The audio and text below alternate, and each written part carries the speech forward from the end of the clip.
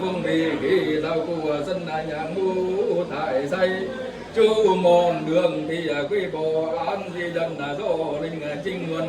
tao chấp bà bị chiếu chuẩn tư sang nạp và chỗ vô dăm giờ như qua quán lập bầu ai lũ kiếp sân là ngoài quỳ bắc đạo tung mình tổng tinh phụ tắc vòng đường nhằm sống an nguồn tan mình qua để chiêm chỗ chê xuống dạo chiêm chê nhân thầu tung kích cung dung phải nhất là cháu của đến chân trình mình ban tu lại cửa lại gà